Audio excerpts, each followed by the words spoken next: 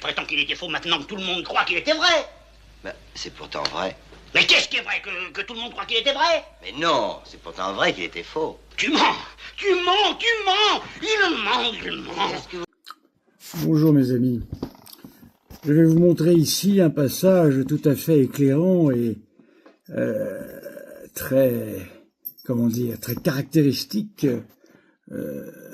de ce que sont toujours, eh bien, ceux qui, n'ayant plus d'arguments, eh bien, en viennent à attaquer par la menace de la dénonciation. La dénonciation. Ah, on aime ça en France, la dénonciation.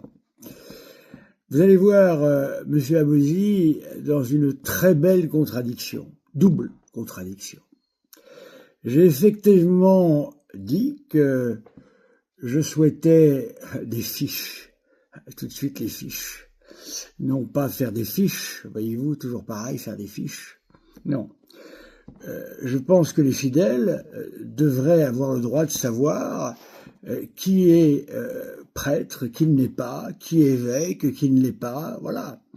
Donc, je vous souhaitais, j'avais le projet de faire, eh bien, une série de vidéos, même pourquoi pas, ce ne serait même pas moi qui allais m'en occuper, peut-être un fidèle laïque, voilà, qui pourrait montrer, parmi toute la hiérarchie, la pseudo-hiérarchie cédé-vacanciste, eh bien, qui est de la lignée Tuc et qui a été ordonné à la fraternité Saint-Pédis. Voilà.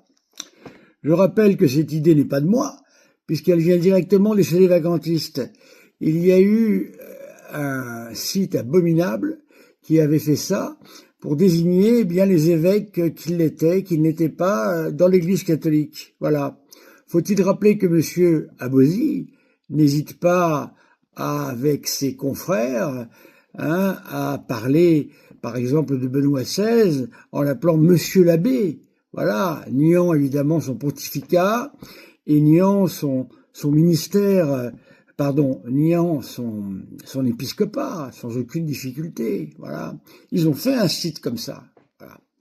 Alors, quand moi j'évoque l'idée, ben évidemment, c'est pas la même chose, bien évidemment. Alors, M. Abozi, là, sort les menaces. On n'est plus dans l'ordre du gentleman, plus du tout, absolument pas. On est dans l'ordre de la petite menace. Voyez-vous, la petite menace que j'ai déjà connue. Hein, c'est une menace que je connais bien, que l'adversaire sort quand il n'a plus rien à dire. Voilà. Et c'est ça, c'est là c'est à ça que l'on reconnaît toujours ces esprits qui n'ont qu'une seule chose, la dénonciation. Voilà.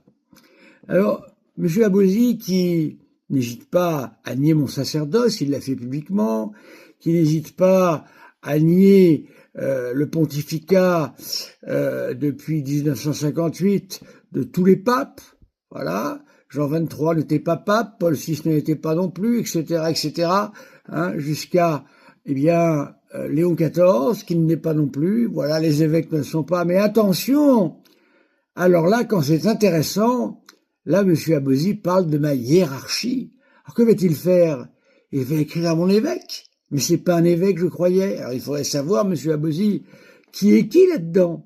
Alors, je vais avoir des comptes à rendre vis-à-vis de ma hiérarchie, c'est bien ça. Qu'allez-vous faire? Vous allez écrire à ma hiérarchie que j'ose faire des fiches, comme vous dites, hein. Vous êtes terrorisé par les fiches, hein, terrorisé par ça. Hein.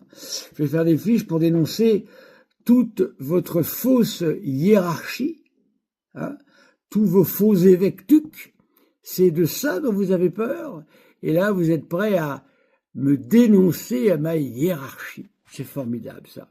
Voyez-vous, là, vous voyez le grand monsieur Abozi, hélas, dans une méthode qui, hélas, n'est pas beaucoup à son niveau, mais bon, écoutons-le.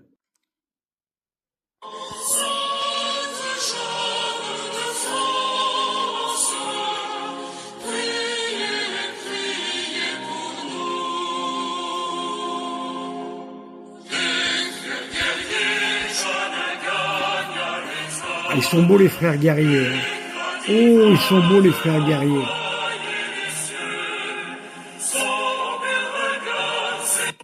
Bref, je vous disais que nos ennemis Écoutez. font principalement contre les sédévacantistes, non pas des griefs d'ordre doctrinaux, mais des attaques personnelles et le tout en véhiculant. Alors, il faut que M. Abouzi m'explique que de partir du principe que, selon toute vraisemblance, Monseigneur Tuc n'a pas pu faire, eh bien, dans ce que l'on appelle les lignées Tuc, des lignées valides, il faut que M. Abouzi m'explique en quoi cela n'est pas doctrinal. C'est 100% doctrinal. Quand on s'en prend à mes origines en permanence, Monsieur Abouzi, pas vous, évidemment, vous ne l'avez pas le faire en direct, mais tous vos petits copains qui, eh bien, s'attaquent à moi parce que je viens du judaïsme, là, il n'y a pas de problème, je ne vous ai jamais vu dénoncer cela. Ah non, bien évidemment. Mais moi, là, c'est plus doctrinal. Mais si c'est doctrinal, Monsieur Abouzi, si il y a chez vous, à commencer par vous, des catholiques perdus dans les affres du sédévacantisme, qui assistent chaque dimanche à une messe célébrée par un laïc, avec l'abbé Le Gall, qui n'est pas prêtre, il faut pas l'en informer, il faut pas informer les laïcs. C'est pas doctrinal, ça, Monsieur Abouzi? Si, c'est doctrinal. À 100%, bien sûr. Continuons. Certaines calomnies. Calomnie. Alors, c'est ce qui s'est passé le 6 avril dernier sur Radio Courtoisie dans l'émission de Monsieur Richard de Sèze. Alors, je connaissais pas vraiment Richard de Sèze, donc c'est un journaliste de droite, assez classique si j'ose dire, et je dirais aussi que c'est un moderniste évidemment assez classique. Ça, on peut y aller, ça. Encore que. Ça, on peut y aller. Il se définit comme étant bi, chers amis. Oui, il se définit comme étant ça, on peut y aller. Citation vers 1 minute dans l'émission. Je vais à la messe tranquillement à Saint-Pierre-de-Montrouge dans le 14e arrondissement parce que c'est la messe de mon arrondissement. Alors, se faire traiter de moderniste par ce monsieur Abouzi qui n'est qu'un simple laïc, qui n'a reçu mandat de personne, même pas de ses faux évêques, ça c'est bien. Ça, il n'y a aucun problème à ça. Voilà. Mais par contre, attention, pas touche aux sédévacantistes. Et je suis bi. Ritualiste. Comme les 3/4 des gens qui sont à droite. Est-ce que vous saviez pertinemment que les 3/4 des gens à droite étaient bi comme ça? Non, moi je n'étais pas au courant non plus. Bon. Mais ce que nous dit M. Richard de Sèze, c'est qu'en 1054, s'il avait été un habitant de Constantinople, quand Michel Serrelaire a rompu avec l'Église catholique, il aurait continué à aller à sa messe, parce que c'est la messe de son arrondissement. Voilà. On voit le niveau. Alors ici, nous avons un saut tout à fait surprenant de M. Abouzi, qui passe directement au schisme, au grand schisme d'Orient et d'Occident, et qui est en train de nous affirmer tout bonnement que, en fait, ceux qui ont fait un schisme, c'est l'Église catholique, bien sûr, sans aucun problème. C'est l'Église catholique qui est devenue une secte conciliaire, comme il ose le dire. Mais ça, il n'y a pas de problème, ça. On peut vomir sur l'Église du matin au soir, mais pas touche aux petits copains sédévacantistes. Continuons. Déjà, qui nous est opposé. Donc, Monsieur Richard de Sèze est un moderniste bi-ritualiste, et il était accompagné, non pas de 2 autres bi, mais de 2 autres modernistes. Le père européen. Qu'est-ce que c'est qu'un bi? Un bi, c'est quelqu'un qui entre dans ce que Benoît XVI a fait lorsque le Motu Proprio Summorum Pontificum a été édité, publié, c'est-à-dire ce que j'ai fait toute ma vie. Je célèbre les 2 messes catholiques romaines à l'heure actuelle, le rite de Paul VI et le rite de Saint Pie V. C'est ça qu'il appelle bi. Alors il joue évidemment ici, vous voyez bien, sur une ambiguïté absolument dégueulasse selon moi. Voilà, tout le monde a bien compris. Continuons. Là, je vais me faire encore bien savonner par ce monsieur qui va me retraiter de moderniste, mais ça, il n'y a pas de problème, c'est normal. Qu'on ne présente plus ici, et l'abbé Laurence de la fraternité Saint-Pie. Alors, on me dirait, mais attention, monsieur Abosi, l'abbé Laurence est à la fraternité Saint-Pédis, donc vous ne pouvez pas dire qu'il est moderniste. Il est plutôt gallican. C'est pas faux. Mais, je rappelle que la fraternité Saint-Pédis est unacum, en communion avec la secte moderniste. Donc... Mais qui n'est pas moderniste pour monsieur Abosi? C'est ça qu'il faudrait absolument définir. Hein? À part ses petits copains. Voilà, les petits copains, c'est des vacantistes. Alors ceux-là ne sont pas modernistes. Voilà. Donc, unacum, qu'est-ce que ça veut dire? En communion avec le pape? Et c'est ça qui vous gêne, monsieur Abosi? Mais c'est un monde allant. Mais vous avez fait mais c'est une inversion accusatoire en permanence. Hein? Où est l'Église catholique, monsieur Abosi? Où est l'Église catholique? C'était ça le but de notre débat, voyez-vous?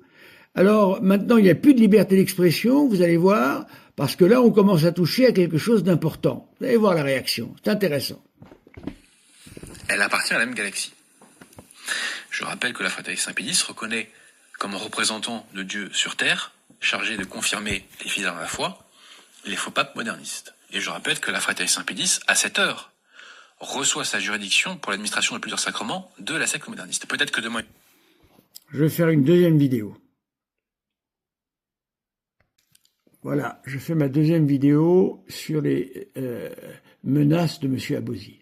Se feront excommunier, on verra, mais pour l'instant, on en est là.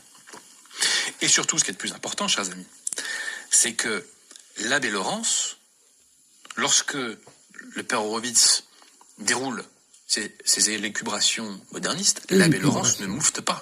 Il ne dit rien. Qui ne dit mot?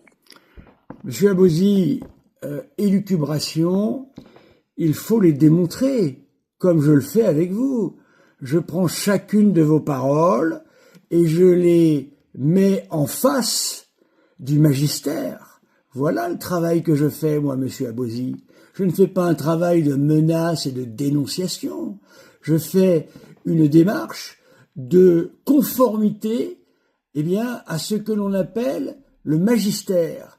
Alors, si j'élucubre, prenez mes propos enregistrés, mettez-les en face du magistère et montrez à tout le monde que je ne suis plus dans l'Église catholique. C'est comme ça qu'il faut faire, monsieur Abosi, pas autrement. Vous êtes ici en train d'utiliser des méthodes qui sont absolument infâmes. Continuons. Consent, surtout en matière de foi. Donc nous avions, trois modernes. Alors, évidemment, voilà, j'élucubre en matière de foi, mais bien sûr, on ne vous dit pas où, ni comment, ni quoi. Voilà, vous devez croire sur parole le pape du célévacantisme. Pour baver sur le catholicisme, sur Radio Courtoisie, et subsidiairement pour attaquer ma petite personne. Avant de rentrer dans le fond des choses, je tiens à faire quelques remarques d'ordre général qui s'imposent. Premièrement, nos contradicteurs modernistes concentrent principalement leur argumentation, avec des guillemets, argumentation, je vous l'ai dit, sur des attaques personnelles contre les fidèles, comme vous allez le voir. Donc ils évitent autant que possible d'aller au fond. Et ils nous disent que les fidèles célévacantistes sont méchants, qu'ils sont orgueilleux, ils sont désespérés.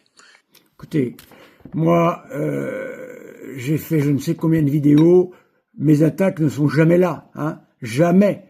Je m'en prends pas aux fidèles, je m'en prends aux idées et surtout à la doctrine, et strictement à la doctrine.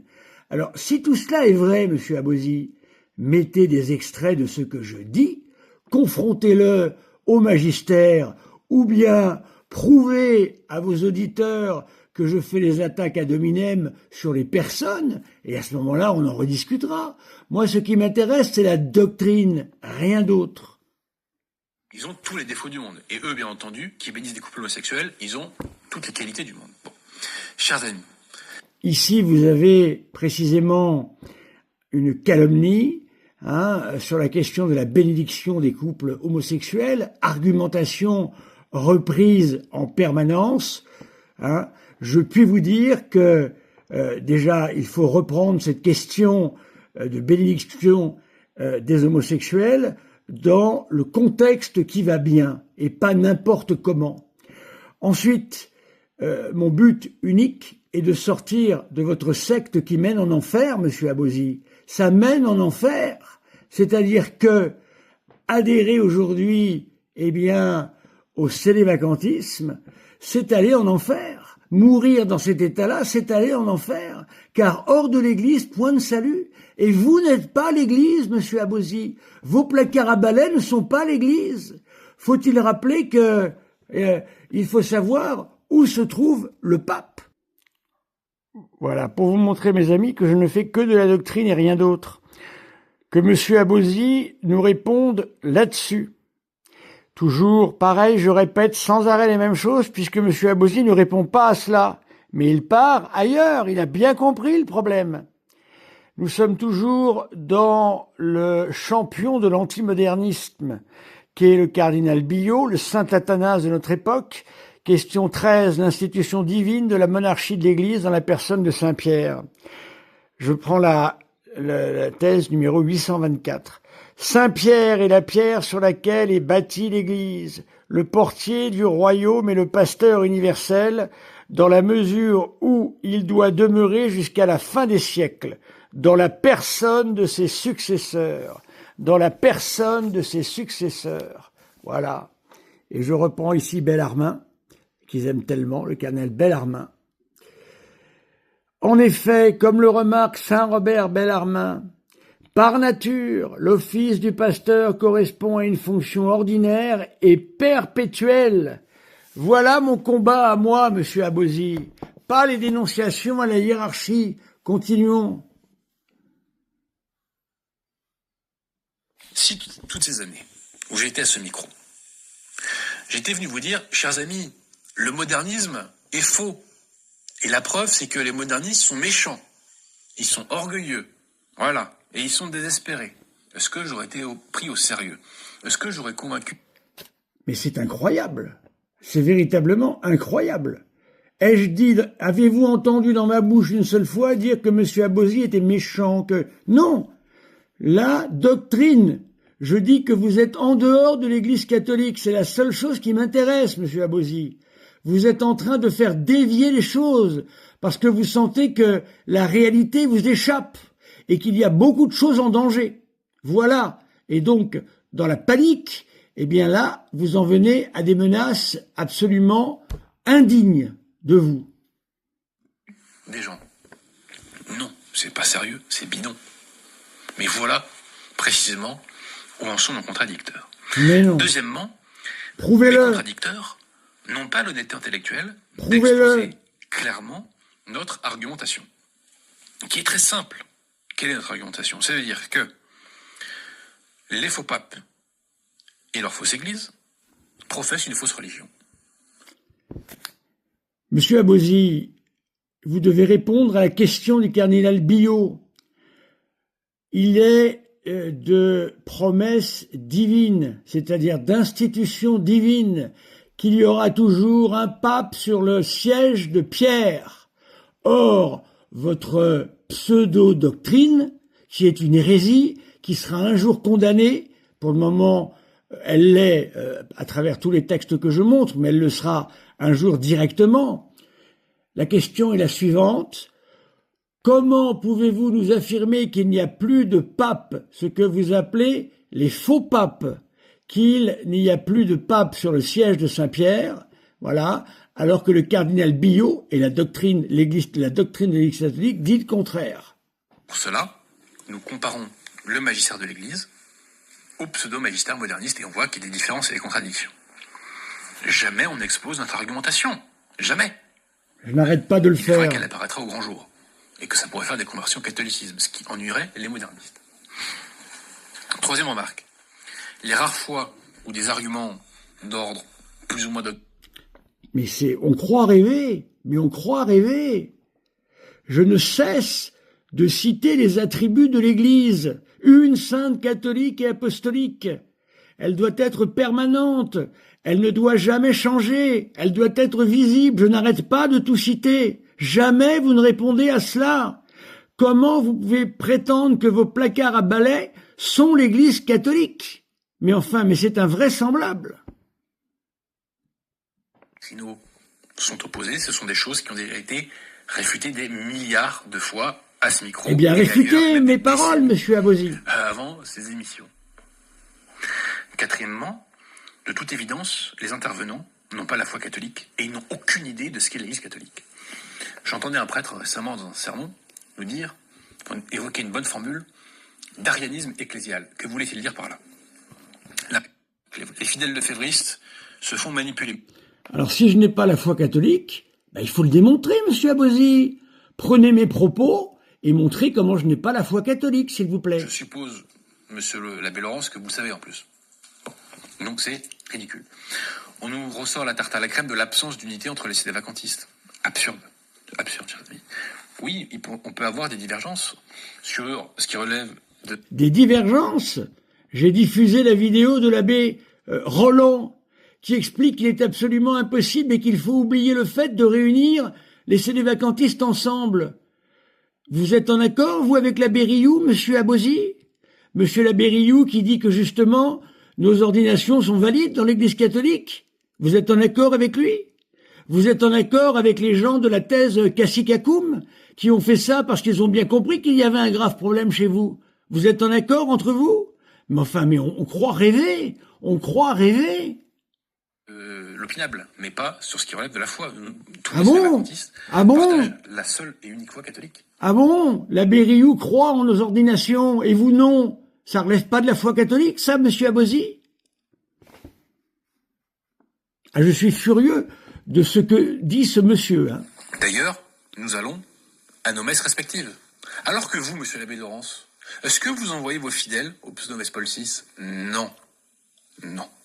Donc là, on atteint un degré de tartufferie assez phénoménal. Ah voilà, maintenant est-ce c'est que moi monsieur le l'abbé Philippe tartuffe Lagris maintenant.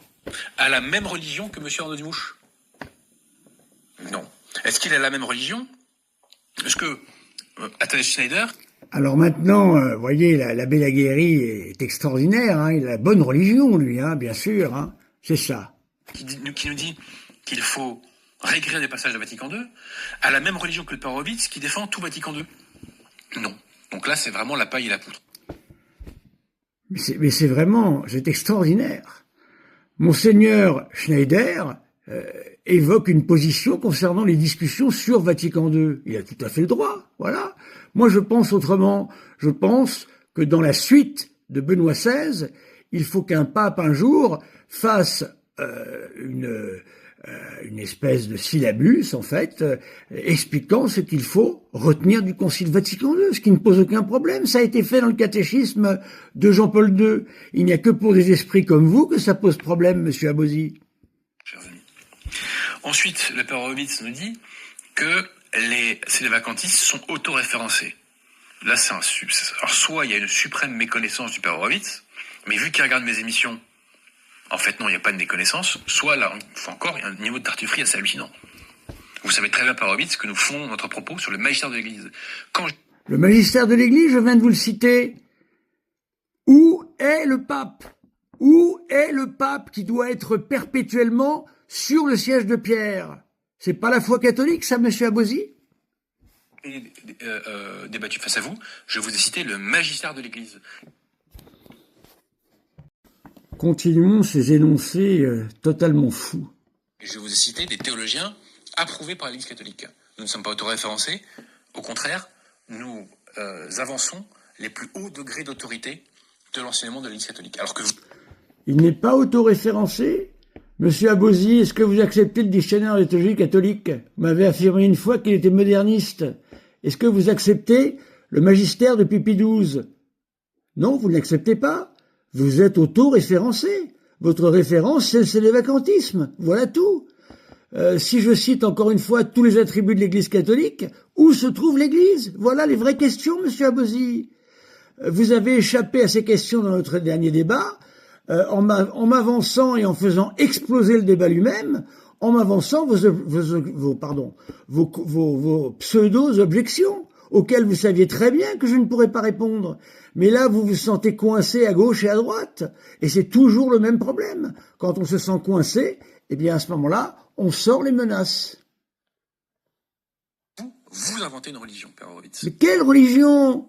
Parce que dans votre secte, il y a toutes les nuances de modernisme. Et vous incarnez une de ces nuances de modernisme. Mais quelle religion j'invente?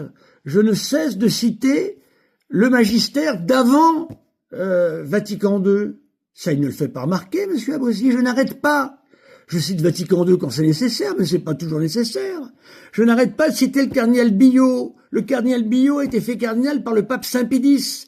Ça devrait normalement, si monsieur Abosi était ce qu'il prétend être, c'est-à-dire, eh bien, un catholique sur le bout des ongles, il devrait faire sien, le cardinal Billot. Il devrait me l'envoyer au visage tous les jours.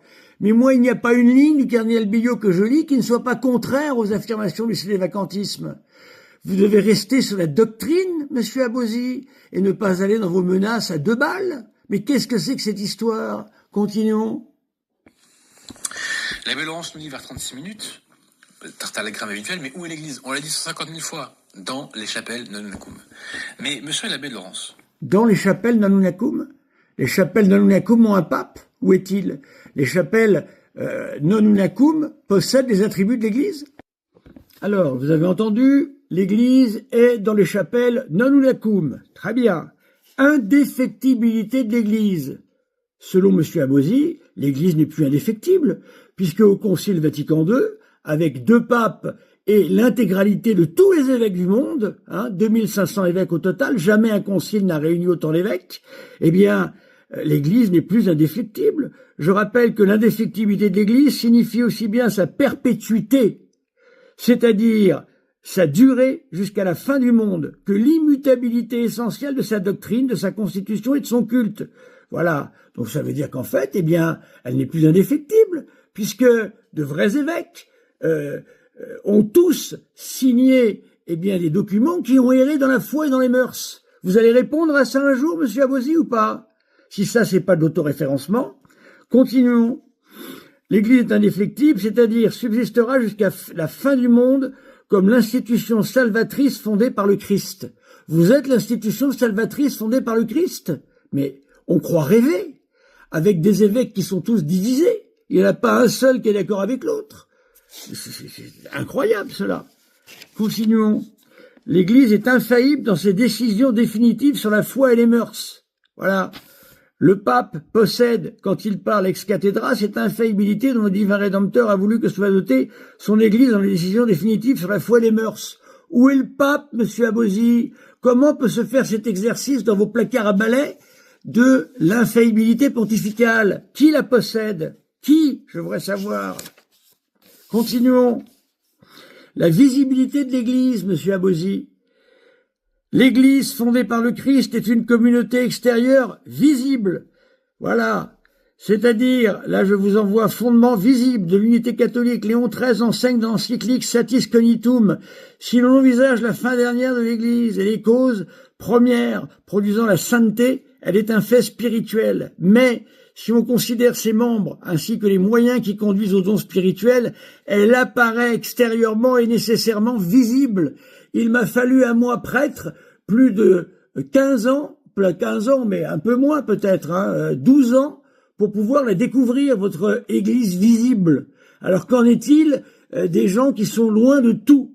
Mais vous blaguez, vos placards à balai sont l'Église visible. Continuons. Elle apparaît extérieurement et nécessairement visible. Il existe un triple lien sensible qui unit entre eux les membres de l'Église. La même foi, les mêmes moyens de grâce et la même autorité. Où est votre autorité, monsieur Abosi? À qui obéit l'abbé Laffitte? À qui obéit l'abbé Rioux? À qui obéissent tous ces abbés? À qui obéissent les 2 abbés auxquels vous allez à la messe régulièrement tous les dimanches à Paris? Il faudrait le savoir, tout ça. Les abbés Le Gall, à qui obéissent-ils? À quel évêque? L'abbé Roland nous dit lui-même qu'il n'y a pas d'autorité et que personne n'est d'accord avec personne. Mais enfin, c'est tout de même incroyable. Continuons. Les prophètes de l'Ancien Testament présentent le royaume messianique sous l'image d'une haute montagne, visible de loin, qui domine toutes les autres montagnes et vers laquelle affluent tous les peuples. Isaïe 2, Michée 4, 1. Donc, c'est évidemment vos placards à balai vers lesquels affluent tous les peuples. Voilà. 55 baptêmes chez nous, à Pâques. 55 baptêmes. Outre le côté extérieur visible, l'Église a aussi comme son fondateur un côté intérieur invisible. Ça, évidemment, il faut demander où il est. Unité de communauté. Elle consiste d'une part dans la soumission des membres de l'Église à l'autorité des évêques et du pape, unité de gouvernement ou unité hiérarchique. Vous nous expliquez tous les jours que depuis 1958, il n'y a plus de pape, donc vous n'obéissez à aucun pape, monsieur Abosi. Donc il n'y a pas d'Église catholique. Voilà. Et je ne suis pas en train de dire, comme vous osez le prétendre, ils sont méchants. Mais c'est mes propos, ça, ils sont méchants. Mais qu'est-ce que ça veut dire, tout ça, on se le demande véritablement. Pie XII nous dit, dans son encyclique Mysteri Corporis, en ce qui concerne son propre diocèse, chaque évêque conduit et gouverne au nom du Christ et en vrai pasteur le troupeau qui lui a été confié. Dans cette activité, les évêques ne sont pas plane sui iuris, mais soumis à l'autorité du pontife romain. À quel pontife romain sont soumis vos évêques, vos pseudo-évêques, qui n'en sont pas, monsieur Abosi? Lorsque la fraternité Saint-Pédis a besoin d'avoir les pouvoirs de confesser, elle se tourne vers le pape. Voilà, parce qu'il lui reste cela de catholicité. Bien qu'il possède un pouvoir ordinaire de juridiction qui leur a été départi directement par le pape, tout revient au pape sans cesse. Où est le pape, monsieur Abosi? Pierre II, je crois, hein? Votre Sénévacantis qui a été fondé un pape, là, qui a été hier un pape, ou bien le père Jacques de Saint-Joseph que vous recevez dans votre émission et qui aujourd'hui est devenu persona non grata. Mais où est l'Église catholique chez vous, monsieur Abosi? Vous avez vous-même excommunié le père Jacques de Saint-Joseph? Pourquoi n'est-il plus de votre pseudo-Église? Mais qui définit ça? C'est vous, monsieur Abosi? Un laïc qui dit si le père Jacques de Saint-Joseph est ou n'est pas dans votre Église? Ou est-ce que c'est un évêque? Pourquoi vous n'avez aucune lettre de mission d'aucun évêque, monsieur Abosi? Je voudrais savoir, je ne comprends pas. Hein, il y a ici de graves problèmes. L'Église catholique est une société parfaite, qui a ses tribunaux, qui a des tribunaux d'appel. Vous avez tout ça, monsieur Abosi? Les nullités de mariage, comment est-ce qu'elles sont constatées chez vous? Mais vous racontez n'importe quoi. Mais vous racontez n'importe quoi. Et encore, je n'ai pas été voir... parce que là, le temps me manque. L'Église est une, sainte, catholique et apostolique. Vous êtes tout ça, monsieur Abosi? Continuons à écouter ces inepties. Et c'est moi, évidemment, qui dis des inepties, bien sûr, des élucubrations, bien sûr. Allez au bout de votre logique. Si, comme vous nous le dites, Prévost est à la tête de l'Église catholique, et s'il est vraiment pape, comme vous nous le dites, si demain Prévost excommunie la fraternité Saint-Pédis, donc vous reconnaissez, monsieur l'abbé Laurence, que vous serez en dehors de l'Église. Nous sommes bien d'accord. Nous sommes bien d'accord. Mais d'ailleurs, vous êtes déjà en dehors de l'Église, monsieur l'abbé Laurence, mais pas pour la raison que vous pensez. Parce que vous êtes rallié, justement, à une fausse Église. Alors aussi, il y a une phrase que j'adore de l'abbé Horowitz, du père... Et voilà, ce sont des ralliés. Voilà, tout est dit. Horowitz, à 39 minutes, il nous dit, au sujet des Sénévacantistes, ils n'ont pas les réponses. Mais ça, c'est la mauvaise blague. C'est de l'inversion accusatoire. L'inversion accusatoire. Je souffre de l'inversion accusatoire avec vous, matin, midi et soir. Voilà. Je suis renvoyé sans cesse à mes origines. Et vous dites que c'est moi qui vous renvoie sans cesse à vos origines à vous? Rien à voir, cher monsieur. Alors, vous n'avez pas les réponses? Où sont les réponses, monsieur Abosi? Où est le pape? Où est le pape? Vous ne répondez pas à cette question. Où est le pape? Le cardinal Billot nous dit, il faut répéter, j'ai dû répéter ça peut-être 50 fois. Pour le moment, je n'ai pas de réponse. Vous n'avez aucune réponse à cela, puisque vous dites vous-même qu'il faut attendre le pape qui viendra d'on ne sait où. Mais qu'est-ce que ça veut dire? C'est contraire à la foi catholique.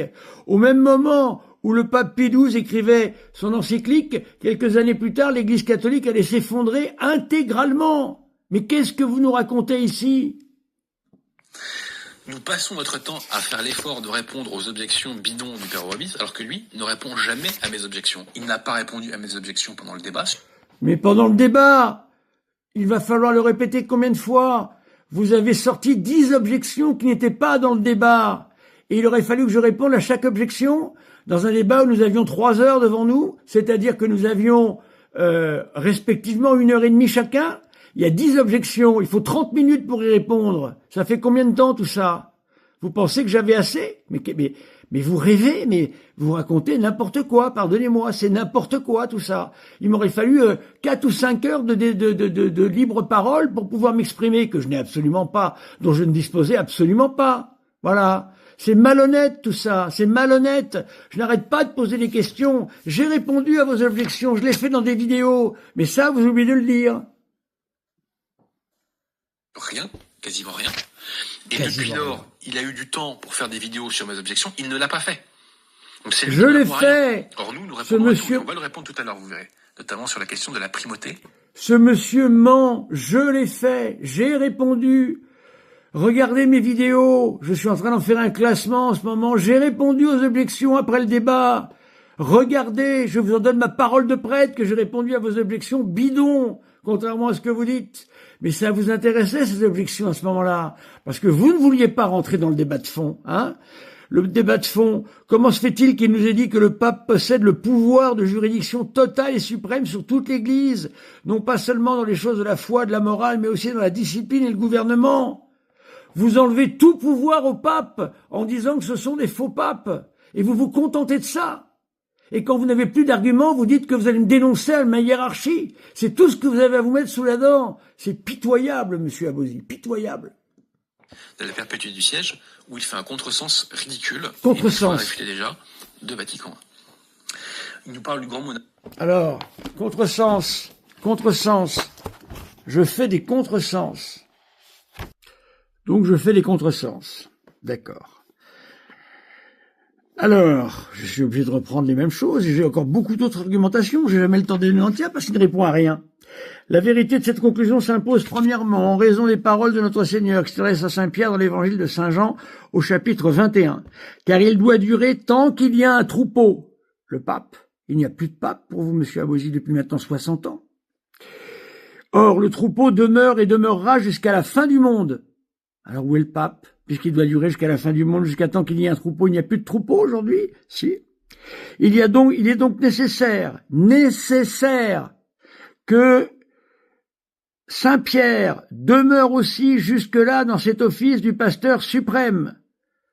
Voilà, Saint Pierre et ses successeurs. De plus, en disant « paix mes brebis », notre Seigneur confie à Saint Pierre toutes ses brebis, comme nous l'avons expliqué plus haut, toutes, non seulement selon le lieu, mais aussi selon le temps. Puisque le Christ ne s'est pas moins intéressé à nous qu'aux hommes du passé. C'est pas ce que nous dit M. Abosi. M. Abosi nous explique que pendant 60 ans, le Christ s'est désintéressé de nous. Voilà ce qu'il nous explique. C'est pourquoi, en adressant la parole à Saint Pierre, notre Seigneur s'est adressé aussi à tous ses successeurs. Mais pas ceux de M. Abosi, puisqu'il vous dit que depuis Pie XII, il n'y a plus de pape. C'est tout ce qui m'intéresse, moi. J'ai pas besoin de faire des attaques ad hominem. J'ai tout ce qu'il me faut avec la doctrine catholique, monsieur Abosi. Je me soumets à l'Église catholique. Je me soumets à l'Église catholique romaine. Je suis un fils de l'Église catholique romaine. C'est elle qui est venue me chercher à la synagogue. Vous croyez que vos placards à balai sont visibles? Combien avez-vous de catéchumènes, monsieur Abosi?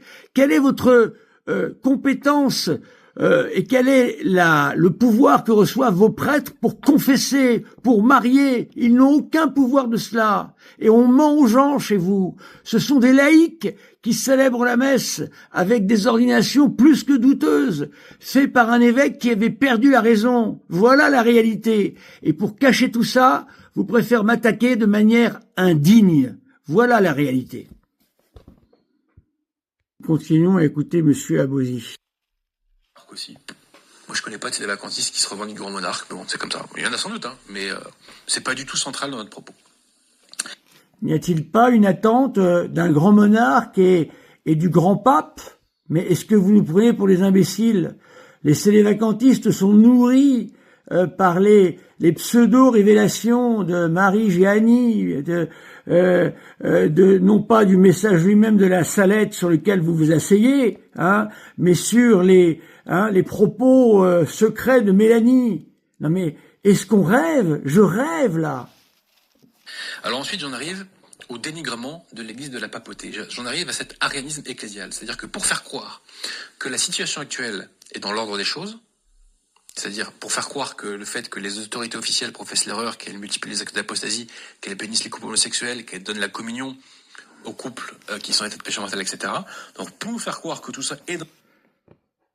Alors, vous avez entendu, chers amis, nous donnons la communion, eh bien, à des gens qui sont en état d'adultère. Ben, on va voir ça. Voilà, je suis dans le catéchisme de l'Église catholique. Je suis au numéro 2380. L'adultère, ce mot désigne l'infidélité conjugale. Lorsque deux partenaires, dont l'un au moins est marié, nouent entre eux une relation sexuelle, même éphémère, ils commettent un adultère. Le Christ condamne l'adultère, même de simple désir. Le 6e commandement et le Nouveau Testament proscrivent absolument l'adultère. Les prophètes en dénoncent la gravité. Ils voient dans l'adultère la figure du péché d'idolâtrie. L'adultère est une injustice. Celui qui le commet manque à ses engagements.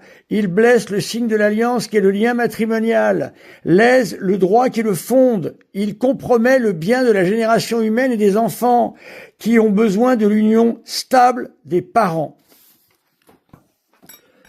J'ai lu la dernière fois Monsieur Abosi qui nous mentait encore en nous disant que l'Église acceptait simplement que l'on puisse communier si l'on a la foi. Mais j'ai montré qu'il fallait également être en conformité moralement avec ce que demande l'Église, sinon il fallait s'en confesser. Monsieur Abosi confond quelque chose qu'il ne connaît pas parce qu'il n'est pas prêtre.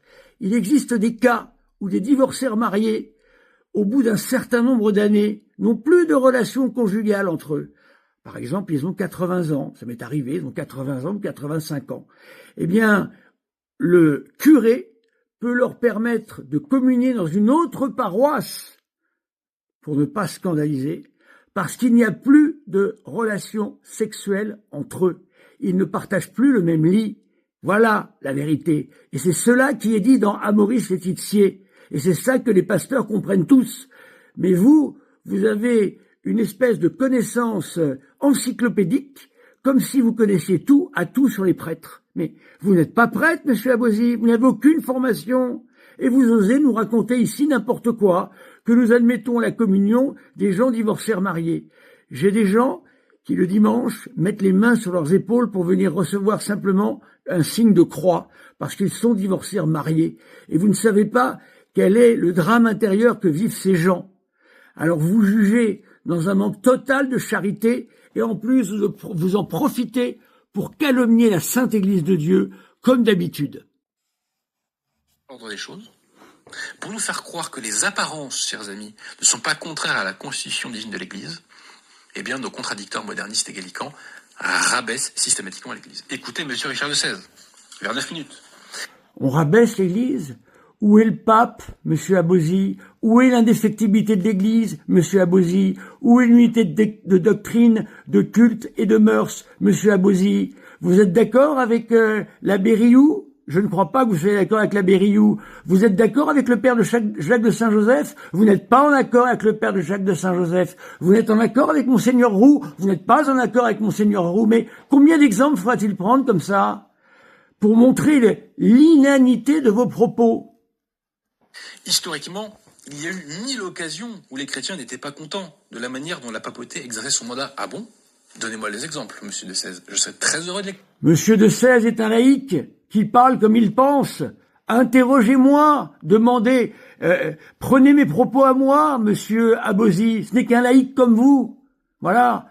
Comme si vous professiez la foi catholique. La belle affaire. Où est le pape, monsieur Abosi? Où est le pape? Il nous dit l'Église a toujours été en crise vers 1h01. Non, l'Église a toujours été persécutée, mais elle n'a pas toujours été en... Ah bon? L'Église n'a pas toujours été en crise? L'Église n'a pas besoin de se réformer en permanence? Qu'est-ce que ça veut dire? Vous avez un seul exemple à me citer, monsieur Abosi, de réformateurs qui ont réformé l'Église de l'extérieur? Vous avez un seul exemple à me donner? Saint François d'Assise, comment a-t-il réformé l'Église? De l'intérieur, par les ordres mendiants, contre les cathares déjà à l'époque, qui étaient l'équivalent des sélévacantistes, ceux qui avaient la foi pure, qui étaient l'Église. Voilà, cathares, albigeois, c'était pas une crise. Protestantisme, qui a embarqué la moitié des fidèles quasiment en Europe, c'était pas une crise. Il faut aligner combien de fois les crises, le gallicanisme, c'était pas une crise, le jansénisme dans sa dernière mouture, ce n'était pas une crise. Mais combien de fois va falloir-t-il affirmer cela? Le grand schisme d'Orient et d'Occident, c'était pas une crise. L'arianisme, c'était pas une crise. J'ai un dictionnaire des hérésies qui fait je ne sais combien de pages. Il me faudrait des dizaines d'heures pour toutes les citer, sans même les expliciter. Oui, l'Église a toujours été en crise. C'est de sa nature même, car malheureusement, les hommes sont des hommes, et l'Église est divino-humaine. Et quand je dis que c'est de sa nature, c'est parce qu'hélas, elle est composée d'hommes. Et dès le début, ça a très mal marché avec Saint Pierre lui-même, qui a 3 fois renoncé à la foi catholique. Voilà, par son triple reniement. Faut-il le rappeler? Crise, comme nous le vivons aujourd'hui, et jamais l'Église, avant Vatican II, n'a enseigné l'erreur. D'ailleurs, elle ne l'a pas fait après non plus. C'est la secte moderniste qui enseigne l'erreur. Vers 1h02, il y a toujours eu moyen de désespérer de l'Église, nous dit M. Richard de Sèze. C'est un vrai. Ça, c'est une phrase 100% anti-catholique, chers amis. Pourquoi? Faut-il prendre la phrase de M. Richard de Sèze au pied de la lettre? C'est une phrase théologique? Non, c'est une phrase d'un laïc qui parle et qui a une propre expérience. Que voulez-vous que je vous dise, moi? Vous croyez que votre théologie n'est pas désespérante? D'expliquer que dès qu'on voit un prêtre, dès qu'on voit un évêque, ce sont tous des faux et qui n'ont pas reçu de sainte ordination parce que M. Abozy et sa pseudo-hiérarchie en ont décidé ainsi. Mais qu'est-ce que ça veut dire tout ça? Pastor Aeternus Vatican I nous enseigne que l'Église catholique bénéficie d'une assistance de notre Seigneur Jésus-Christ qui l'aide à traverser les épreuves. Donc, comme nous avons l'assistance de notre Seigneur Jésus-Christ, il n'y a aucune raison de désespérer de l'Église. Il n'y a jamais eu, contrairement à ce que me dit M. de Sèze, une seule raison. Mais quel scandale. M. de Sèze, vous désespérez de la secte moderniste parce que c'est une société humaine, scandale. Je l'entends. Mais quand vous dites ça, on voit que vous n'avez aucune idée de ce qu'est la véritable Église catholique. Voilà. Alors vous avez compris ici que la véritable Église catholique, c'est la secte sédévacantiste. Vous l'avez compris. Voilà. Avec... pour aller à la messe, tapez 2 fois sur le volet, quelqu'un vous ouvrira, peut-être. Mais qu'est-ce que c'est que cette histoire? Nous, nos églises sont ouvertes, Monsieur Abozy. Quand on ne risque pas de se faire casser les églises, bien sûr, nos églises sont ouvertes. La confession y est toujours proposée à travers le monde. Vous êtes à travers le monde, vous êtes au Japon, vous êtes où? Vous êtes à Madagascar? Où est-ce que vous êtes? C'est très européen votre affaire. Alors si quelqu'un part au Japon, qu'allez-vous lui proposer, Monsieur Abozy? En voilà une bonne question. Elle est universelle, votre pseudo-secte? Ensuite, M. de Sèze nous dit... Toujours M. de Sèze. Vers 19 minutes, c'était peut-être le père Horowitz. Ah. Il rêve d'une église qui serait parfaite, avec des papes qui auraient un discours absolument d'une clarté limpide. Et pas seulement le discours, l'application. L'Église est humano-divine, Monsieur Abozy. L'apôtre Saint Pierre dit déjà dans l'Écriture que les écrits de Saint Paul sont difficiles et obscurs. Alors on n'a pas le droit de dire que les écrits des papes parfois ont besoin d'être commentés. Mais comme vous avez transféré le scriptura sola sur le magistrat sola, voilà, vous êtes toujours dans le protestantisme, Monsieur Abozy. Le catholique, seul avec son magistère, c'est-à-dire le livre des papes, eh bien, lui-même est pape, ce livre-là à la main. Non, on ne rêve pas d'une église. Nous défendons une église qui ne professe pas l'erreur en matière de foi et de mœurs. Où est votre église, Monsieur Abozy? Il vous faut un pape, je vous le rappelle. Et ça, vous ne le supportez pas. Vous ne supportez pas l'infabilité pontificale, vous ne supportez pas l'idée que l'Église soit immunisée contre l'erreur, parce que vous voyez votre secte professer l'erreur, et donc du coup, il y a erreur 404. Qui a défini l'erreur, Monsieur Abozy? Du haut de quel magistère? Comment avez-vous fait pour dire que ça c'est une erreur et ça c'en est pas une? De quel magistère bénéficiez-vous, Monsieur Abozy? Vous devez avoir un pape pour ça. Où est le pape, Monsieur Abozy? Dans le catéchisme de Saint Pilice, au tout début, il est rappelé que pour être membre de l'Église, il faut être soumis au pape. Vous nous expliquez la belle histoire qu'il n'y a plus de pape depuis maintenant 60 ans. Lorsque le pape Léon XIV a été élu, 15 minutes après son élection, vous commenciez déjà à dire que c'était un antipape. Mais de quel magistère bénéficiez-vous, Monsieur Abozy? Car le magistère, il n'est pas simplement écrit dans le passé, le magistère est permanent. De quel magistère bénéficiez-vous? En voilà une bonne question. dissonance cognitive dans votre esprit. Et ensuite, on nous dit, donc, le sédévacantisme rêve d'une église qui n'a jamais existé, où tout le monde serait parfait. Donc, c'est-à-dire que pour eux, une église qui ne professe pas l'erreur n'a jamais existé. Ça, c'est la phrase de quelqu'un qui ne sait pas ce qu'est l'église. Là, vous avez encore un glissement sémantique qui est opéré. Je ne sais pas qui a dit ça. D'ailleurs, vous remarquerez que moi, quand je réponds à Monsieur Abosi, je dis pas Monsieur Abosi a dit que. Je fais parler Monsieur Abosi. Vous l'entendez, là? C'est lui que je reprends. Pourquoi ne me faites-vous pas parler, Monsieur Abosi? Vous avez les bandes vidéo ou audio. Eh bien, mettez mes propos et critiquez mes propos et je répondrai. Ça, c'est un travail sérieux et authentique. Pas ce que vous êtes en train de faire là. Qui est-ce qui peut aller vérifier que ce que vous dites est vrai? Lorsque nous avons eu un débat, Monsieur Abosi, moi je suis venu avec le Detzinger, c'est-à-dire le livre officiel que l'Église connaît pour référencer les propos des papes et le magistère. Vous êtes venu avec un livre à vous, que vous avez écrit vous-même, dans votre propre société d'édition. Et ça, ce n'est pas de l'auto-référencement. Voilà le Detzinger que j'avais réclamé, que Monsieur Abosi n'a pas voulu prendre. Ce Detzinger, eh bien, fait un classement thématique du magistère, tel que le magistère lui-même fait son classement. C'est pas vous qui classez les paroles et qui leur donnez un sens, Monsieur Abosi. C'est l'Église catholique, à tout moment et à tout instant. J'ai même proposé, voyez-vous, dans ma bonté, de fournir à Monsieur Abosi un Detzinger d'avant Vatican II. Voilà, non entaché de Vatican II pour répondre à Abosi et à ses erreurs. Eh bien non. Et ça, c'est bien la preuve que ce monsieur est auto-référencé.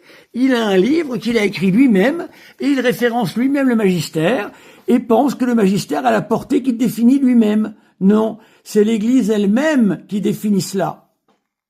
C'est la phrase de quelqu'un qui n'est pas catholique. Alors, ce qui est très intéressant aussi, c'est que, je crois que c'est Monsieur le XVI qui nous parle à 5 Encore Monsieur le XVI. De l'obéissance héroïque. Il faut avoir une obéissance héroïque. Non. L'obéissance est normale au pape, puisque c'est en obéissant au pape qu'on... Mais comment peut-on sortir une telle tartufferie? Monsieur Abosi vomit sur le pape matin, midi et soir, et il vient nous faire un cours de démonstration de ce qu'est l'obéissance au pape. Mais vous rêvez, Monsieur Abosi, mais qu'est-ce que vous nous racontez là? Alors il va falloir nous démontrer très clairement pourquoi Jean XXIII n'était pas pape, s'il vous plaît. Hein? Et qui êtes-vous pour définir que le Concile Vatican II, constitué de tous les évêques du monde, dont Monseigneur Lefebvre, qui a signé l'intégralité des 16 décrets, des 16 documents, eh bien, s'est trompé? Mais qui êtes-vous contre tous les évêques du monde et 2 papes, Monsieur Abosi? Mais qui êtes-vous? De quel magistère nous parlez-vous? Sauve son âme. C'est aussi simple que cela. Hors de l'Église, point de salut.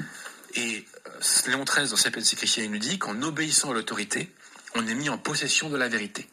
Donc vous obéissez à votre pape. Qu'est-ce que c'est? Vous obéissez à... Mais quel culot, mais quel culot. Et certains vont même critiquer Pidouche chez vous, et remontent à Saint Pie X. Voilà, je l'ai démontré aussi, cette chose-là. Et jusqu'où on va descendre comme ça? Parce que la semaine sainte réformée de Pie XII ne vous plaît pas, alors on descend encore plus bas. Mais on va s'arrêter où? Et où il est le vrai pape, Monsieur Abosi, auquel vous obéissez? C'est une obéissance purement virtuelle, puisque vous passez votre temps à désobéir à tous les papes. Mais c'est incroyable d'entendre des choses pareilles. Vous obéissez au pape, vous êtes mis en possession des vérités. Question, si on obéit à Bergoglio ou après vous, est-ce qu'on est mis en possession des vérités? La réponse est non. Ah bon? Pourquoi? C'est vous qui définissez tout ça? De quel magistère montez-vous, Monsieur Abosi? Sur quel magistère vous positionnez-vous? Continuons à répondre à Monsieur Abosi en direct. Qui ne sont pas papes. Pas Monsieur Abosi a dit que... Alors ensuite, chers amis... Pourquoi vous ne montrez pas la bande audio? Il y a une défense de Vatican II. Vous avez un studio. De la part du Père Horowitz.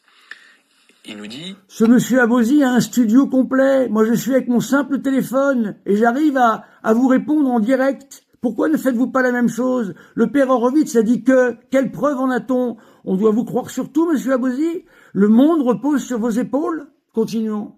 Qu'il y a eu en fait un métaconcile promu par les démolisseurs qui a promu un autre message que celui de Vatican II. Tous les traditionalistes que j'ai connus et que vous n'avez pas connus, qui ont passé le Concile Vatican II, ont tous parlé du métaconcile.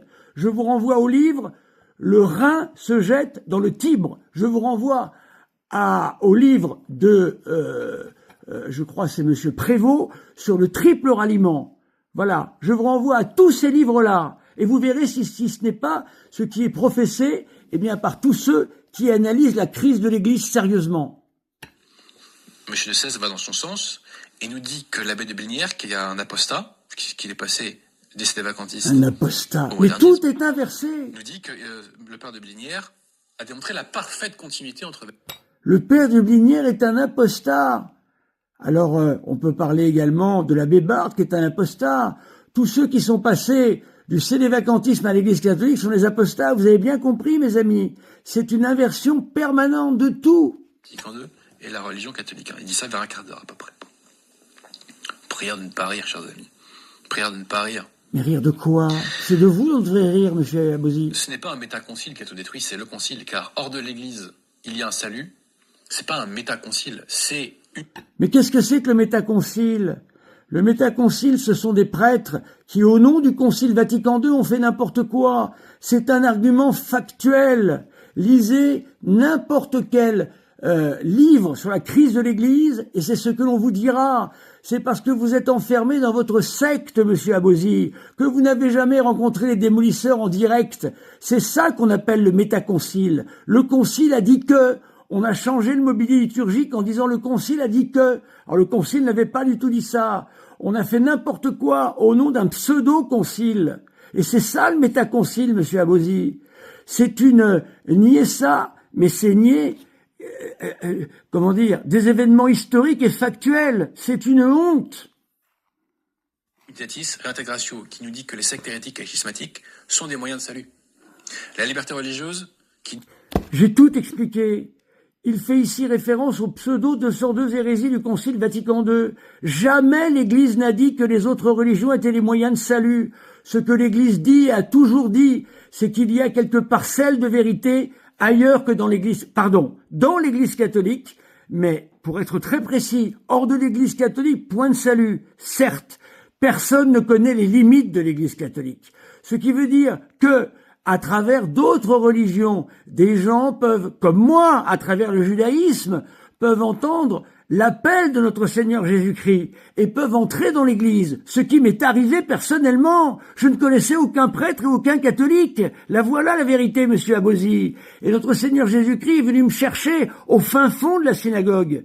Donc ce n'est pas à cause du judaïsme que j'ai été sauvé, mais c'est grâce au Christ Rédempteur qui est présent bien au-delà des réalités que vous imaginez. Voilà ce que dit l'Église, rien d'autre. Donne le droit à l'existence, à des fausses religions. Mais non, pas du tout. J'ai expliqué 100 fois. J'ai cité des numéros que vous ne reprenez jamais. La liberté religieuse n'est en aucun cas un droit à l'erreur. Pas du tout.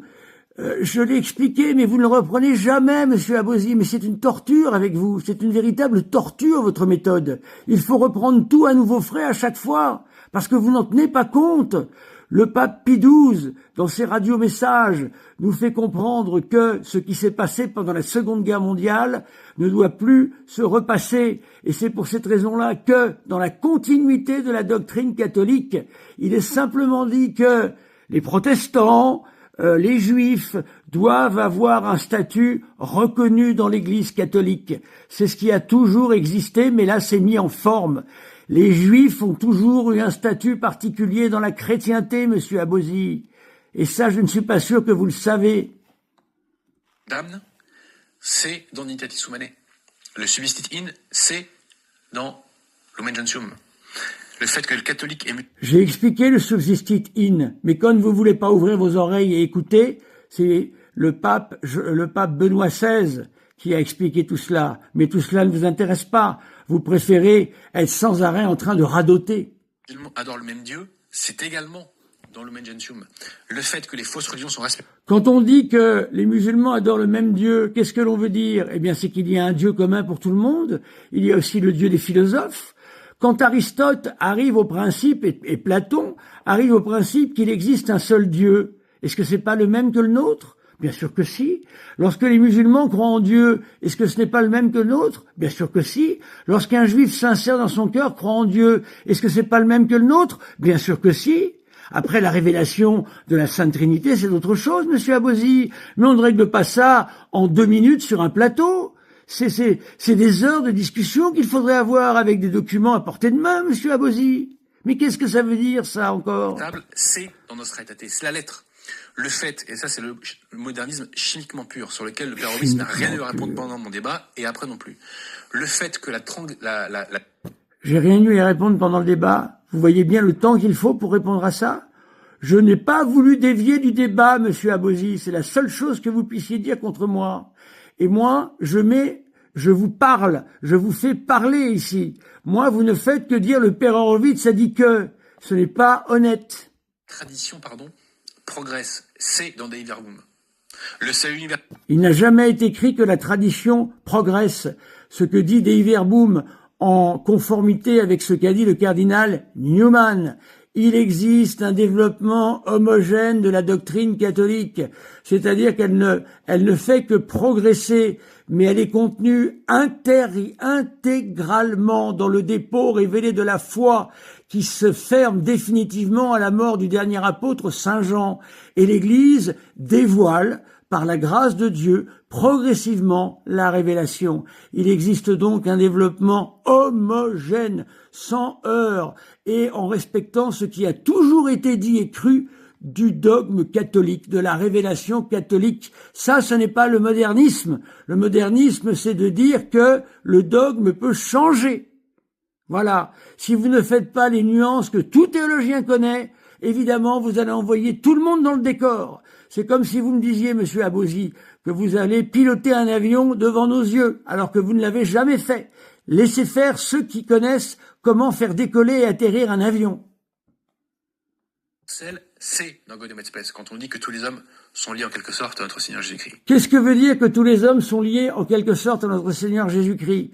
Voyez-vous à quelle vitesse il faut que je réponde ici? Ce sont des réponses qui demanderaient 30 minutes. Notre Seigneur Jésus-Christ, par son incarnation, qui est un événement entièrement nouveau et inédit, eh bien, s'est uni à tout homme en ce sens que il a assumé une nature humaine, c'est-à-dire la nature de tout homme. Et c'est en ce sens-là qu'il faut comprendre cette formule. En quelque sorte, dans la théologie catholique, il y a du jeu. Et c'est normal qu'il y ait du jeu, car l'objet de la théologie catholique, c'est Dieu. Comment peut-on appréhender l'intégralité de Dieu qui est, infini? C'est une évidence, monsieur Abosi. Et en quelque sorte a sauté plus tard dans le pseudo-magistère moderniste. Non, père Horowitz, c'est l'esprit et la lettre du conciliabule Vatican II qui ont fait apostasier l'Occident. C'est faux. C'est faux. Alors aussi, on arrive à la défense la plus lamentable de Wojtyla que j'ai jamais entendue. Elle nous vient du père Horowitz qui me dit, vers 25 minutes 30. Passez-nous l'extrait, monsieur Abosi. Jean-Paul II était un homme de théâtre. Assise. L'Église est humano-divine. Avec votre méthode de taliban, monsieur Abosi, on ne peut écrire aucun livre d'histoire, car les livres d'histoire font le portrait des hommes. Quand on veut définir une hérésie, c'est pas n'importe qui commet des hérésies. Le pélagianisme, pourquoi a-t-il été dénoncé et créé? Il a été créé par un moine qui était extrêmement vertueux. Donc pour définir, un certain nombre de réalités, il faut définir la psychologie humaine. Vous êtes un taliban, monsieur Abosi. Vous êtes un taliban, je n'ai rien d'autre à dire. C'était quelque part une scène de théâtre, non père Horowitz. Si l'on ne fait pas la distinction entre Jean-Paul II, qui a été un homme qui a évidemment été, avant d'être prêtre même, un homme de théâtre, et qui est imbibé de tout cela, avec Pie XI, qui est un bibliothécaire dans l'âme, et qui est le contraire de Jean-Paul II sur cette question-là. Mais comment comprendre les actes posés par tel ou tel? Mais il y a des contextes, monsieur Abosi. Nous avons des réalités humaines derrière l'Église. Bien sûr, l'Église est humano-divine, et c'est ça que vous n'acceptez pas. Assise, c'est un acte d'apostasie. Convier. J'ai démontré que Assise était fondée sur ce qu'avait fait Alexandre VIII quand il s'est levé contre le jansénisme. Voilà, j'ai dit que ce qui n'allait pas dans Assise et ce qui avait le côté scandaleux d'Assise, c'était de mettre ça sous une forme théâtrale, c'est-à-dire le rendre visible. Voilà ce que j'ai dit. Mais si M. Abozy passait ma voix, au lieu de dire ce qu'a dit le père Horowitz, on n'en serait pas là. Moi, je ne fais pas ça avec lui. Les fausses religions, c'est leur reconnaître un droit à l'existence. Reconnaître un droit à l'existence aux fausses religions, c'est un acte d'apostasie, parce que les fausses religions damnent, père Horowitz. Donc promouvoir des religions... Alors, vous allez nous expliquer qu'en France, aujourd'hui, il faut faire disparaître l'islam. Voilà, vous allez expliquer tout ça. L'Église ne s'occupe pas de l'islam, elle s'occupe des musulmans. Voilà. Elle ne s'occupe pas des fausses religions, comme vous dites. Jamais, puisqu'elle ne dit pas l'islam a le même Dieu que nous, elle dit dans le Concile Vatican II, les musulmans ont le même Dieu que nous. Cela n'a rien à voir, monsieur Abozy, ne vous en déplaise. Qui damnent, c'est un acte d'apostasie. Alors, monsieur Richard de Sales fait quand même une réflexion intéressante à un moment donné, puisqu'il nous dit que les faux papes, qui pour lui en sont des vrais, mais n'ont jamais désavoué. Écoutez, nous allons nous arrêter là, parce que ça fait déjà beaucoup de vidéos. Je pense que vous vous rendez compte concrètement que monsieur Abozy, qui me reproche de faire beaucoup de vidéos, ne se rend pas compte ou se rend très bien compte que c'est sa propre hérésie qui me fait faire des vidéos. Même le plus malhonnête des sédévacantistes reconnaîtra que je suis honnête, en ce sens que moi, quand je contredis monsieur Abozy, je le fais parler. Je ne dis pas monsieur Abozy a dit que à telle minute, comme si tous les auditeurs allaient voir cela et allaient le comprendre. Voilà, c'est toute la différence entre lui et moi, et ça c'est factuel. Ce n'est pas seulement une réalité pseudo-intellectuelle. Merci mes amis, évidemment, je continuerai ce travail. Une vidéo, mes chers amis, pour vous montrer précisément les menaces de monsieur Abozy. Alors, j'ai effectivement dit dans une des émissions que fut un temps, les sédévacantistes publiaient un site sur lequel on disait qui était prêtre, qui ne l'était pas, qui était évêque, qui ne l'était pas, etc., etc. Ainsi, on avait l'outrecuidance, le blasphème ignoble d'appeler Benoît XVI Monsieur l'abbé Ratzinger, parce que l'on niait, bien évidemment, son épiscopat, niant le rituel d'ordination de 1968. Il m'est venu à l'esprit, dans une argumentation justement ad hominem, là pour le coup, de dire, nous allons faire la même chose. Nous allons dire qui est de la lignée Tuc, c'est-à-dire ordination au minimum douteux, mais on sait très bien que c'est invalide, et qui est ordonné par la fraternité Saint-Pilice, de véritables prêtres, voilà. Et là, écoutons monsieur Abozy qui passe à la vitesse supérieure. Alors, eux ont le droit de faire ça, bien sûr, mais nous, si on fait ça, alors nous allons voir les menaces de monsieur Abozy qui sont assez particulières, parce que, soi-disant que je ne suis pas prêtre, soi-disant que mon évêque n'est pas évêque, etc., etc., mais il veut s'en prendre à ma hiérarchie. Nous allons écouter. À la deuxième partie de l'émission. Écoutons. J'évoquais dans l'émission précédente le fait que l'apostolat nonacum gagne en visibilité et qu'en conséquence, le nombre de conversions au catholicisme va s'accroissant. Cette lente montée en puissance ulcère les modernistes et les gallicans. Oh oui, oh oui. Incapables de nous opposer quoi que ce soit de sérieux sur le fond, bien sûr, nos ennemis en sont réduits à adopter des stratégies de diversion. Ah bon. Et notamment inversion accusatoire. Des attaques personnelles contre les fidèles sédévacantistes et toute une série de calomnies. Le père Horowitz est passé à un autre stade. Écoutez d'ailleurs, maintenant, il fait des véritables menaces, puisqu'il a menacé de faire des fiches, en quelque sorte, contre les derniers prêtres catholiques. Alors vous avez entendu, ça, c'est une menace de faire des fiches contre les derniers prêtres catholiques, qui ne veut absolument rien dire. J'ai simplement dit que je souhaitais indiquer qui était prêtre et qui ne l'était pas. Voilà. Ce qu'eux ont fait sans aucune difficulté de conscience. Alors écoutez de quoi il me menace maintenant. Ouvrez bien vos oreilles. Bon, en soi, c'est dans l'ordre des choses, puisqu'il est normal que les prêtres catholiques soient persécutés par les ennemis de l'Église. C'est ça. Néanmoins, si le père Horowitz venait à faire ça, je vous garantis que il aurait des comptes à rendre vis-à-vis de sa hiérarchie. Ah, On en reparlera. Vous avez entendu, si jamais je fais ça, j'aurai des comptes à rendre vis-à-vis de ma hiérarchie. Subitement, me voilà prêtre avec un évêque. Subitement, voilà une véritable hiérarchie. Mais comment allez-vous vous présenter, monsieur Abozy, comme l'Église catholique authentique, ou est-ce que vous allez jouer encore un jeu? Qu'allez-vous faire précisément? Parce que là, j'ai un peu de mal à saisir.